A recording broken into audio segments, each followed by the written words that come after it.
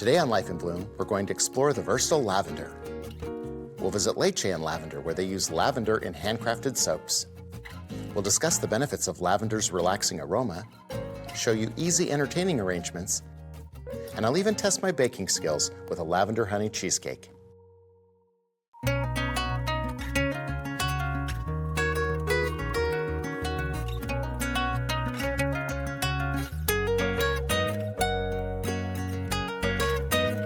I'm Jay Schwanke. Welcome to Life in Bloom. Forgiveness is the smell that lavender gives out when you tread on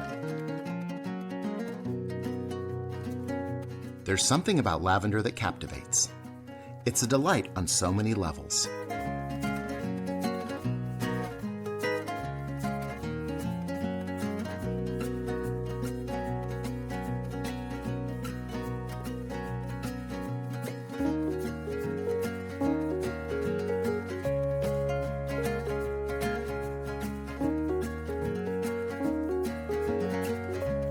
Beautiful flowers to look at. Its rustic charm is unrivaled. It also has a relaxing aroma and subtle flavor. Its uses once dried are plentiful, and its medical benefits are well documented. Today on Life in Bloom, we'll explore all things lavender and visit with some goats.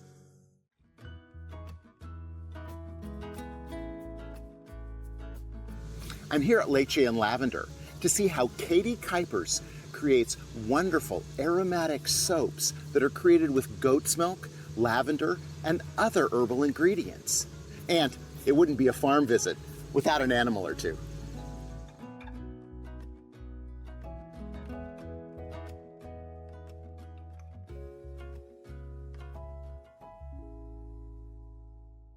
So we came today so that you could show us how you do this process. Okay, so I take the goat's milk, I freeze it into cubes, and I put it in the soap. On your website, I was reading about what you do, and I just think that the kindness process of this is just so sweet, is that, number one, goat's milk is so good for our skin. And then having the flour additive is really wonderful too. So health and wellness benefits from using this, but that you're extending those health and wellness benefits onto to the animals with the way that you treat them with this. Yes, right. So in a lot of dairy farms, you know, big production dairy farms, they'll take all the milk and they'll actually wean the babies as soon as they're born. They take the babies away from the mom and they take all the milk from the mother to use for whatever they need. So we like to be holistic in everything that we do, so starting from the care of the animals, and then all the way on to, you know, both my family that I share the soap with, and then also, you know, the consumer, and consumers find that to be very important, and so do I. So it's kind of a philosophy that we carry out, you know, through the whole process. So we're gonna milk Phyllis, right? Yes, Okay, I will show all you. right. She is ready. So I'd start by cleaning her off. This is important because otherwise she'll develop mastitis, which is an infection of the udder. Okay. So we just use a little bit of hot water. Okay. This goes right on here, and then I use this handle to create a vacuum. And once that vacuum is created, the milk will just start flowing. And so she gets her breakfast while she gets milk. Exactly, and as long as there's food in there, she does not care at all about what's going on. The two little goats over here, which is Jim and Kathy. Yes. Okay, and they get breakfast after you're done. Exactly. So this pump leaves a little bit of milk in the udder. So once I'm done milking, there's still a little bit in there. So she'll go in there and feed them, and it's very quick. They don't need a whole lot.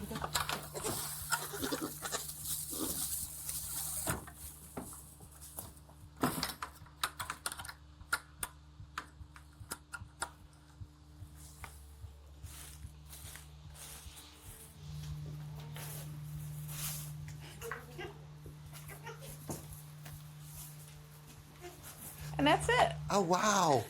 We were so excited, and now we're quiet. Yeah, now they'll be good until tomorrow. Right? This is fun. So now we're gonna go see how you make the soap. Okay.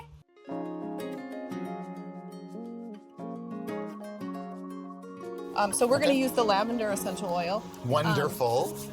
So I also have my combination of oils here, and this is just all food grade oil. So, Okay. so first we want to take the lye, which is a chemical, but once we mix it, it goes through several phases of a chemical process, and that process is saponification. So the lye melts the goat's milk cubes, and the reason I keep it frozen is because if I put it in liquid, it will burn the milk. Once that saponification happens, all that's left of the lye is glycerin. So the lye actually doesn't even exist in the soap anymore.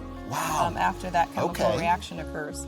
So once all of the cubes are melted, then I can add this to my oil. Kind of the art of soap making is figuring out when to stop mixing it. I'm going to use my hand mixer here just to speed up that process. Now, my dad was a Dutch baker for 30 years, and his dad was also a baker. And one of the things I realized was that their recipes were all in their head, and they didn't measure a whole lot. And I think I've just carried that on. Like the oil, you have to measure, you have to weigh it out, otherwise it'll be no good. But when it comes to like the essential oils, I go by look and smell. You know, and once you make it for a long time, you can kind of recognize how strong it needs to be. So we're gonna mix. Oh wow, it smells wonderful. Yes. So now we're gonna mix in the colloidal oats. And this is just oat flour, which is also really good for your skin. Oatmeal lavender is our most popular. People love it. Every time I bring it to the market, it sells out. I love the oatmeal lavender. Well, and it just has, the lavender has so many good qualities. That's one of the things about it is it's great for relaxation and inducing sleep. But it also has antibacterial properties. There's so many different ways that we can utilize it. But I mean, sleep-inducing, meditation, you know, and especially when we're talking about a bathing or a washing experience, you're cleaning yourself. And so cleansing yourself with something that's going to relax you is super beneficial. So we have it about where we want it. It's just thick enough. So then we just take this, and we pour it in the mold. So once it's in the mold, it needs to sit for about 2 days. And after 2 days, we can unmold it. I let it sit again for about another week. Then after the week, then we can cut it into bars. And then we actually let it sit for about 6 more weeks. The longer, the better, because it just, as the soap sits there, the water evaporates and it gets harder. Well, Katie, we have a tradition at Let's Life do in it. Bloom. It's a flower crown. I use some lavender, I use some basil, I use some scented geranium and other flowers. So this is for you to put on. Thank you. Looks great. I love it. Yeah. Thanks so much. I appreciate it. Yes. Thanks for letting us come over. Yes, thank you. Alrighty.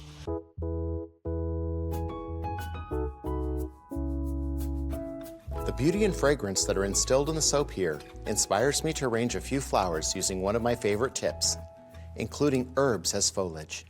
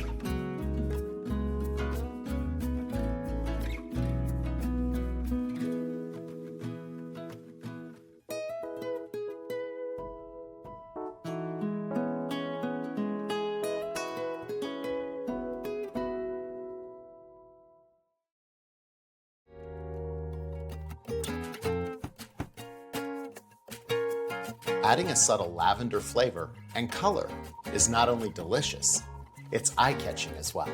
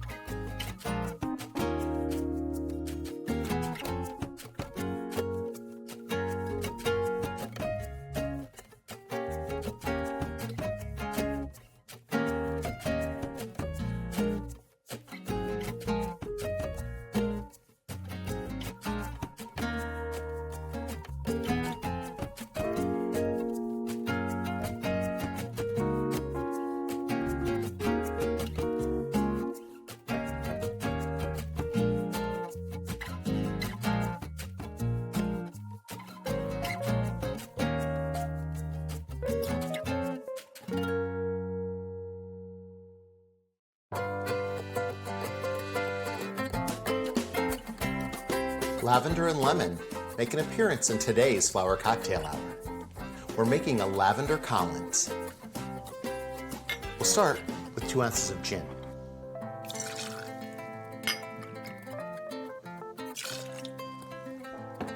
Then, we'll add a jigger of lavender syrup and half of a fresh squeezed lemon.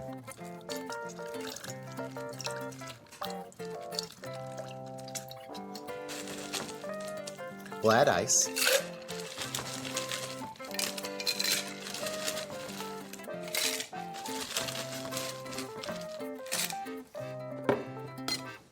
And shake well.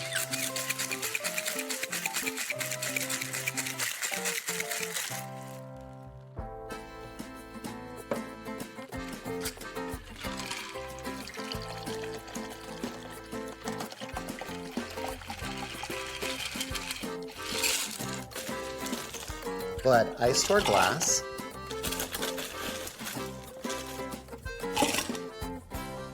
And finish with some sparkling water.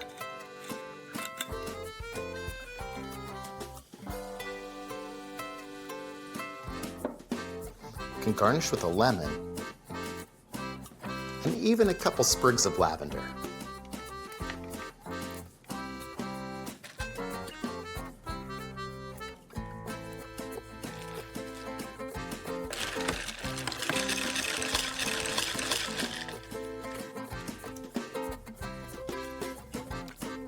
That's delicious. The Lavender Lemon Collins.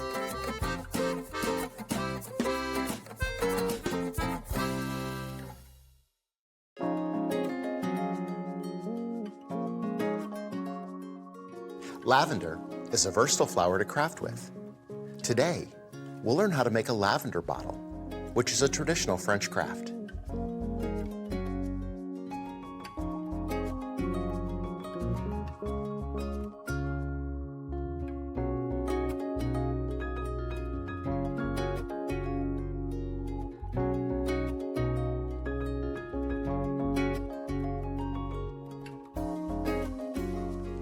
You'll need about a dozen stems of fresh lavender. We'll gather the heads together so that the blossoms are at different heights.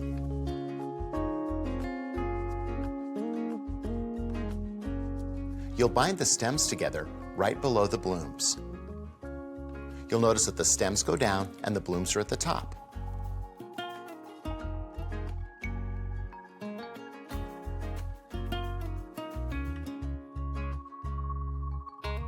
Once we've bound the blooms together, we can fold the stems up towards the top.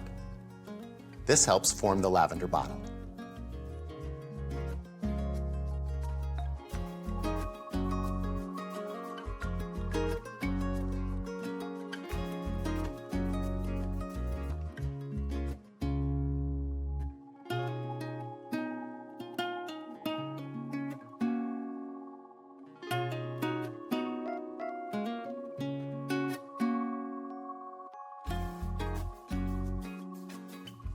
Then we'll bind those stems together above the lavender blooms.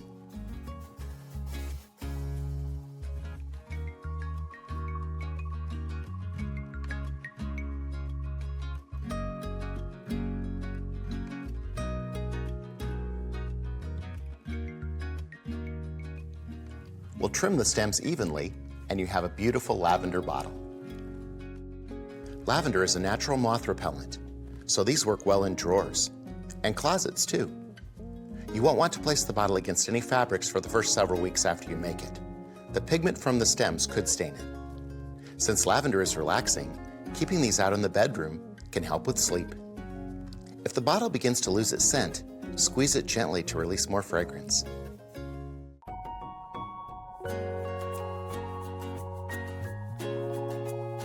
Lavender is a great addition to the house.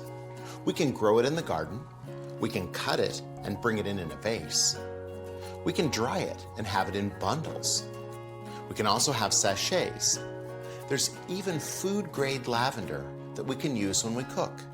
There's proven research that lavender assists our health and wellness.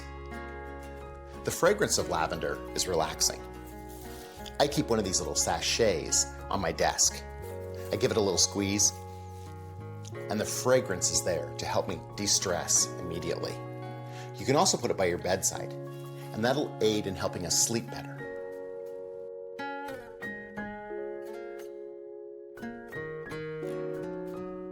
I like to tuck some in the bathroom with my linens and my towels. That way, the towel has a wonderful lavender fragrance. I sew these little bundles shut so that nothing will come out, and then I can toss them in the dryer to fragrance my laundry. Because I travel a lot, I like putting them in my luggage. That way, when I arrive at the next location, there's the wonderful smell of lavender on my clothes that were packed in the suitcase. You can even toss one of these in the car. It's a natural air freshener.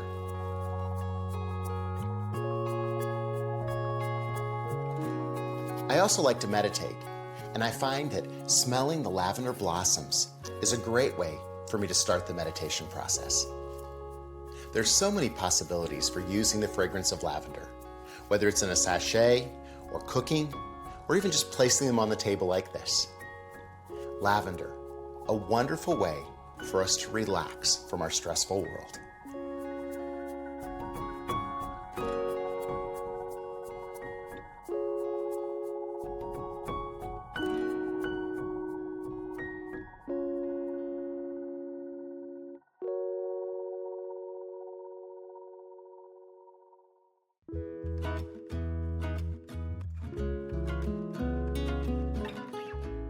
Lavender is a genus of 47 species and is part of the mint family. Lavender is cultivated for enjoyment, but also as a culinary herb and for essential oil uses.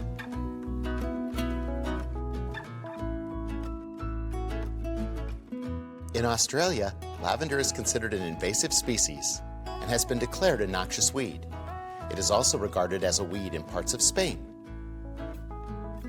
Lavender thrives in dry, sandy soils and in full sun. Lavender has both anti-inflammatory and antiseptic properties. Lavender oil is used in many bath and beauty products, balms, salves, perfumes, cosmetics, and lotions. Lavender can ease dandruff, bloating, help you relax, calms itchy skin, and is a natural bug repellent.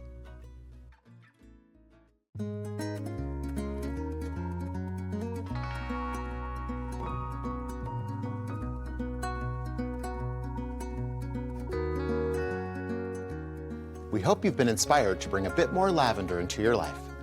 For Life in Bloom, I'm Jay Schwanke. See you next time.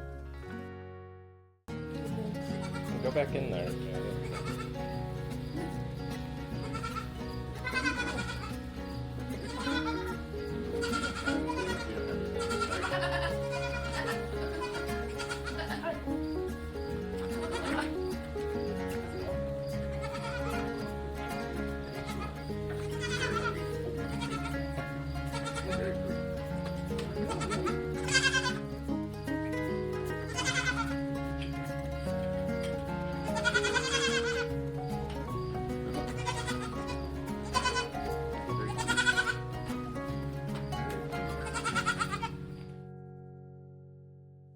Jay Schwanke's Life in Bloom is filmed in Grand Rapids, Michigan. Today on Life in Bloom, we're going to the dogs, and cats, and pets in general. I'll explore pet communication with my friend Ms. Margot, we'll review how pets relieve stress and can improve overall health, and then create treats for cats and dogs and their owners too.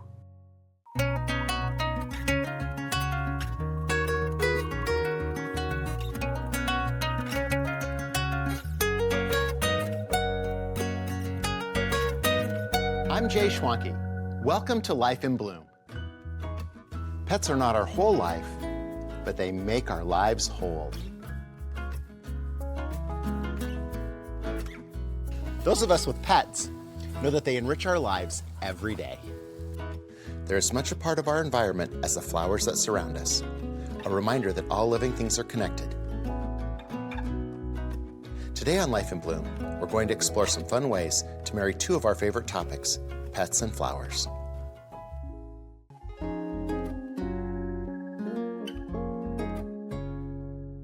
So today I brought in one of my dearest friends, Ms. Margot, the bone reader, and we met at a women's expo where you were doing pet communication. And I was having some trouble with my dogs and trying to figure out what they were thinking and what was going on. So tell us, what is a bone reader and how did you get started? Well, actually, I'm known as a seer for my clan. There's only 4 of us out of 100 years that is chosen. I'm with the Saginaw Chippewa tribe of Mount Pleasant, Michigan. So I'm known as a high priestess or oracle. And I have to admit that the first time I was a little skeptical, because I always am.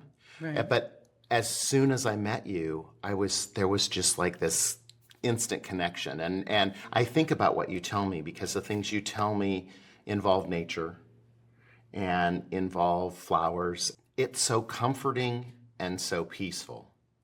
And I can be very troubled about how things are going. Sure. How's that working for you? It's awesome now because you calm me down. Okay. You know, and that was one of the things is I think in these times, we need something. And I Right. think flowers do that for me. They Right. they It's calm your me down. They heal me. It's true. And so I think you offer that. You're part of that part of that puzzle for me Right. too. You've brought the Native American story, the Native American heritage into my life and made me appreciate it. One of the most profound things you ever said to me, outside the back of my house are trees. And I said, I hear the wind in the trees at night. And you said, but do you listen to them? And I listen to them now because you told me to listen to what they were saying. If we just listen to nature a little bit more, if we just kind of relax into our own setting, are able to connect a little bit more with nature and animals, and then we can communicate better with people. So, Miss Margot, this is Eleanor, and she's 10 years old. She's beautiful. I think, personally, that she's the smartest dog in the world. Of course, you're the master of that, huh? Well, she thinks so too. Right, she does. It's Yes. true. She's the smartest girl. So you have to pick out 3 stones for her. And Okay, then, I'll so see. don't look. Right, I won't look. Okay, but- no, I mean, I don't look. I don't look, Okay. correct, yeah. You yeah. don't look, and then Okay. just try to place them right here in front of you, okay? All right, Okay. Get your vibe for, get my vibe. and to listen to her to see which ones you pick out. Just tell me when you're done, because I have my eyes closed too.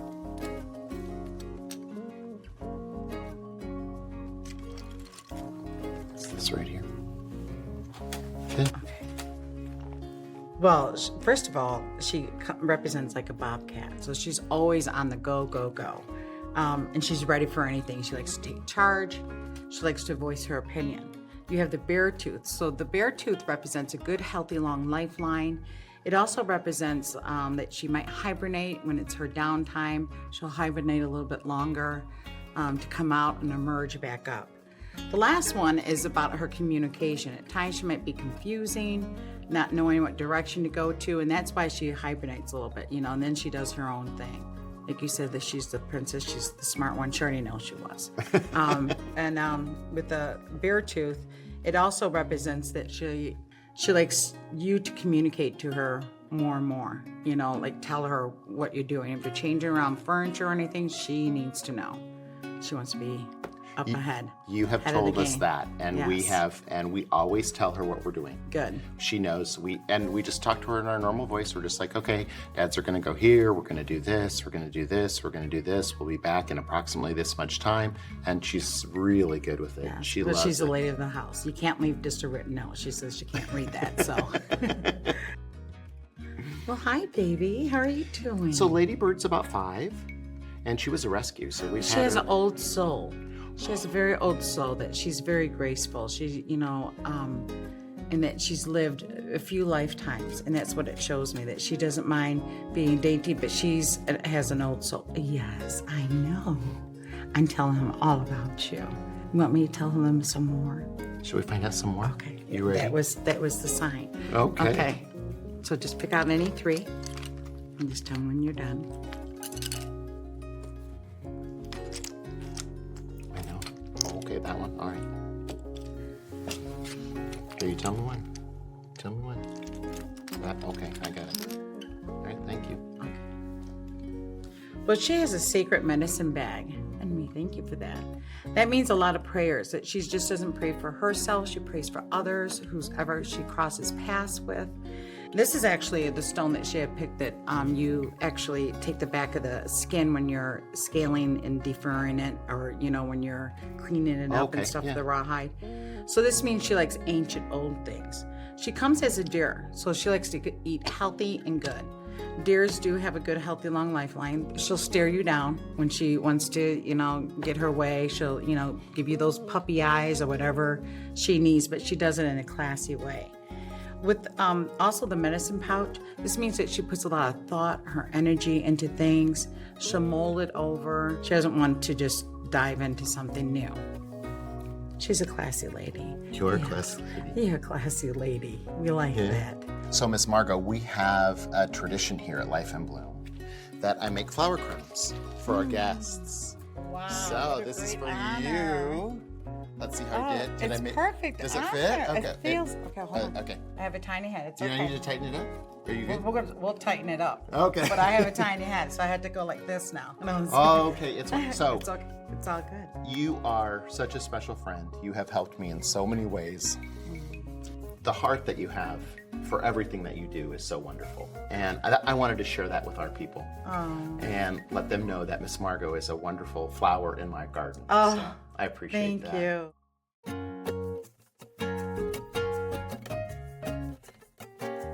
When I was a little kid, probably the first arrangement I remembered is a Poodle mum, because they would make them in the store. And as a kid, you know, you're fascinated by the fact that it's a flower arrangement that wasn't a flower arrangement. It was a flower arrangement that looked like a dog.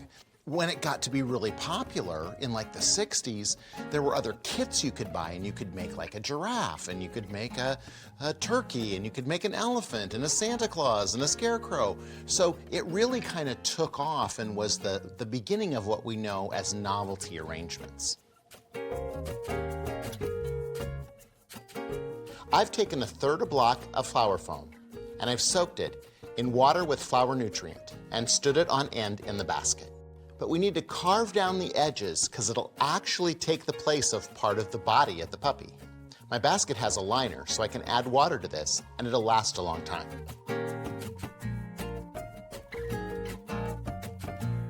I've taken a little bit of fresh moss and surrounded the foam.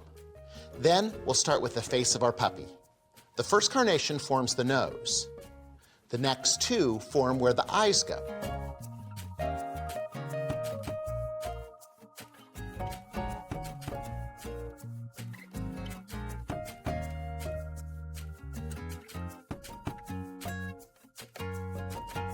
Then we'll use two for each leg, two in the front and two in the back.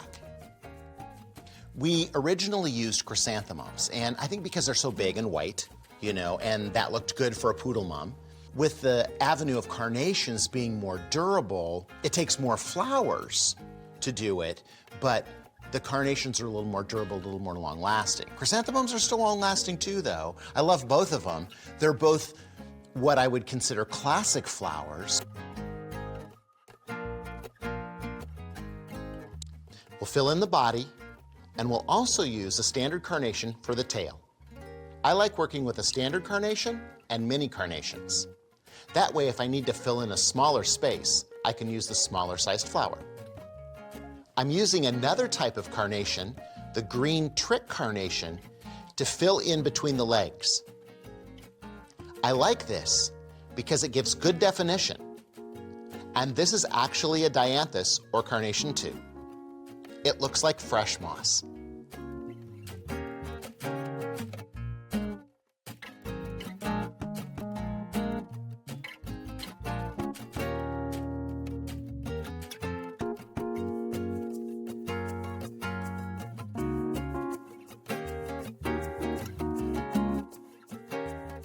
Eye and nose placement is super important. That's how you give your puppy personality. I've created the eyes and the nose out of a pipe cleaner. I just used a black pipe cleaner and tightened it into a nice little circle. I glue them on with a low temp glue gun. You could also use rubber cement or a glue tab.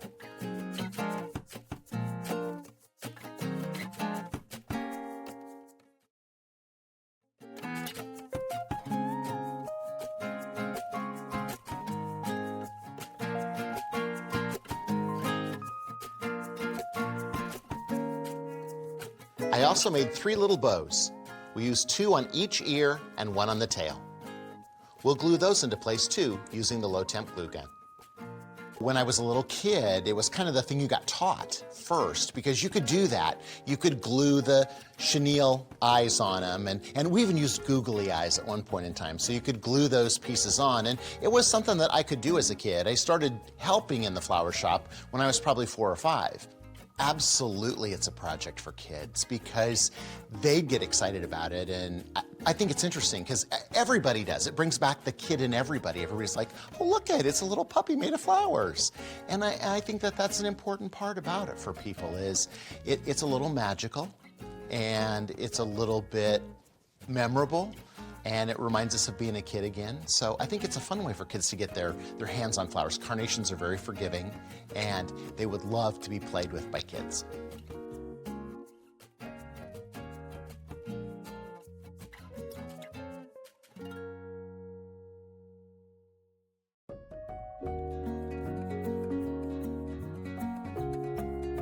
Making healthy treats for your four-legged friends is easy, and you probably have all of the ingredients right in your pantry.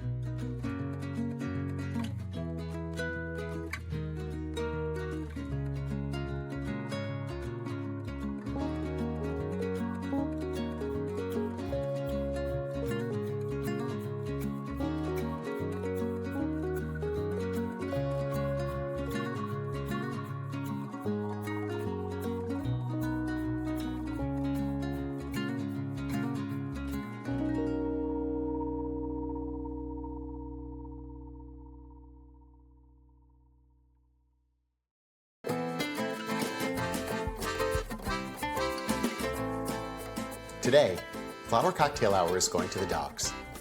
We're making a traditional Greyhound cocktail, but not in a martini glass. We're gonna make it in a mug. And we're gonna change it up a little. We'll call it Yappy Hour. We've got a special vodka for today too. It's a vodka that has rose and grapefruit infusions. So we'll add that first, and then we'll add our fresh grapefruit juice. I love squeezing the fresh grapefruit juice and adding a beautiful grapefruit as our garnish. I love our arrangement too, because we have rose lilies and roses, fresh out of the garden. Time for Yappy Hour.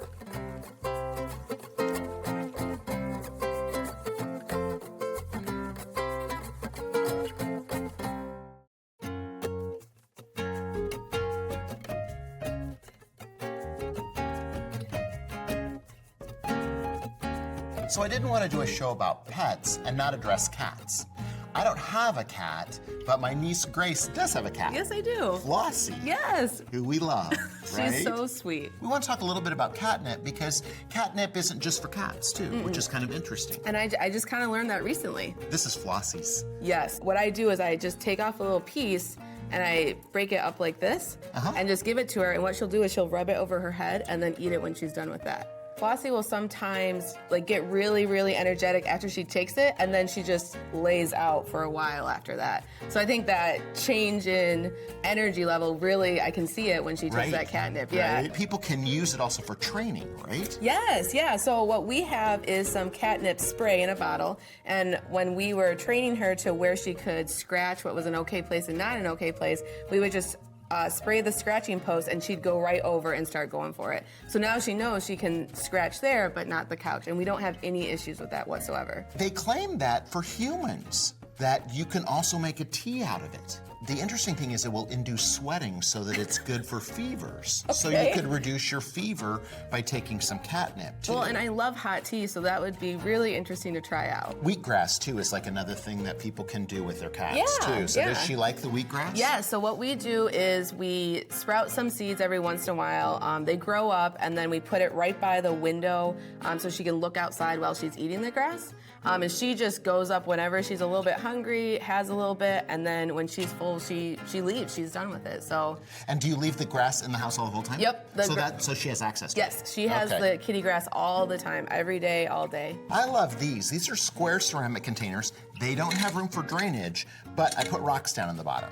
So then this will just drop down inside there, and then you've got a decorative pot for it. Yeah. And I think you've noticed at my house, we just always have this on, because I think it's pretty. We don't have a cat, but I just think that it's pretty to have in the house. So we have flower crown for you. And so what I did was I made it with herbs, because catnip is an herb, right? So let's see. It has an artichoke too, which is, it's kind of heavy. It looks good though, right? Thank That's you, good. You're yes. very welcome. You're very welcome. Flower So crowns. nice. Thank you.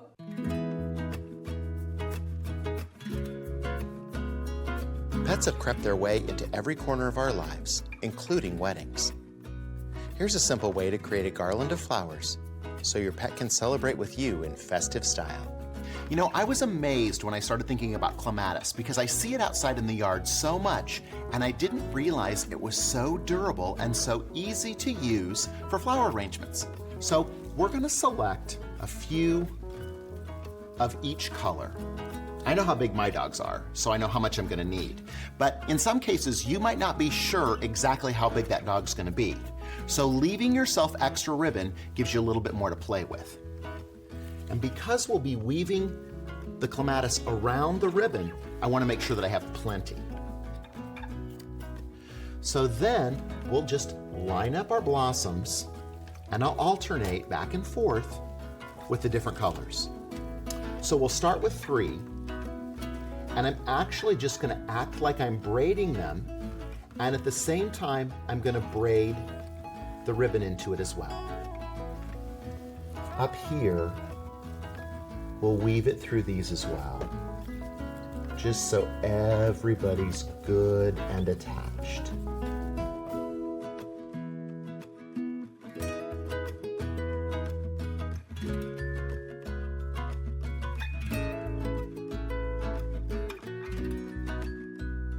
So I also weaved another piece of ribbon through there to give it a little bit more texture. I cut that first, and then I take both ends of the wire on one end of the ribbon and pull those out. So then taking both ends and scooting enough wire out that we can tie together. So we'll tie them together at one end, and then that also gives me a little bit of wire that can be attached to the clematis stems.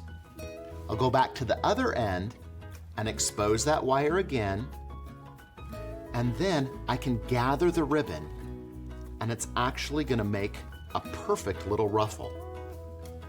Now I don't pull hard on this because again, it's not a very strong wire. It's just enough to give the ribbon shape. At one end, we'll cinch it up nice and tight and then wrap the wire around the end of it. So now I have a piece like that I wove between everything, and then I was also able to use the wire to connect things together. You'll notice that I didn't use any pins or anything on this because I want it to be safe for the dog. And since pets are such an important part of our family, it's great for them to be included in special events and have their own flowers too.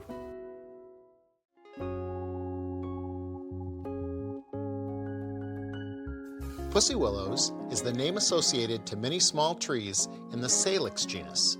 Salix means willows and sallows. The furry part of the pussy willow is called a catkin.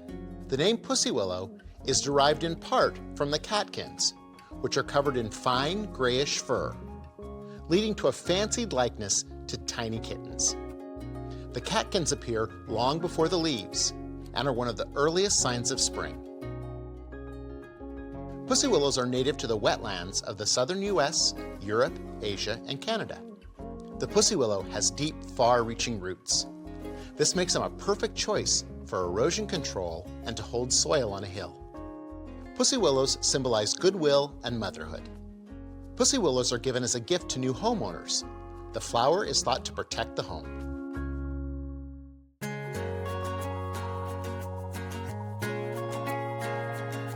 You may not have thought to include your pets in your flower crafts, but today we'll show you how your pet can make an impression in your artwork. you can use your pet's paw prints as flowers in artwork for your wall. You can use a canvas or a piece of paper. Today, we'll be using these wood panels. And I've tinted the wood panel using a translucent paint, so we have a blue background. But you could also do it in a natural craft as well. Then, we're going to use non-toxic paint, and we'll put it out into a tray like this. Choosing the colors, and these are going to be the centers of our flowers. So I'm going to bring Ladybird. We'll dip her paw in there and make paw prints as the basis for our flower artwork. It's a simple, fun project that you can do with your pets.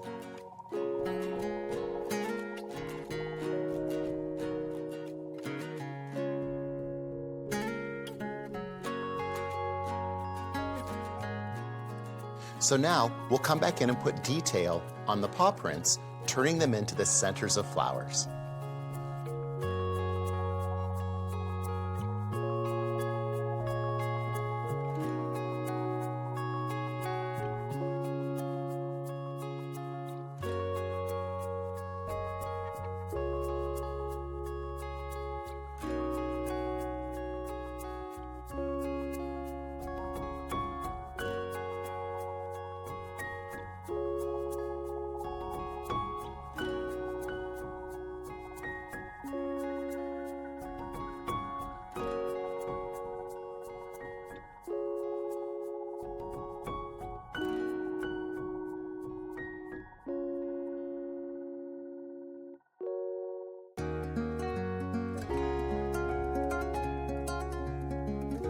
We hope you'll agree that life is better with pets, and of course, flowers. For Life in Bloom, I'm Jay Schwanke. See you next time. But I just think that it's pretty to have in the house. And it's really fun too to like use scissors to cut a little design in it, so it's like kind of like a hairstyle, and then it can grow out and you can do it again. So like we could do a mohawk? Yeah. I don't know if Flossie ever really recognizes what we're doing for her, but we absolutely love her and want to give her all the art in the world. So, oh, that's very, I like it. So now we have a little mohawk. That's fun. Yeah. Grace, I love it. Yeah. See? That's the best part. So you obviously would not give her this. This could go into a shake for us, right? Wheatgrass shake. Jay Schwanke's Life in Bloom is filmed in Grand Rapids, Michigan.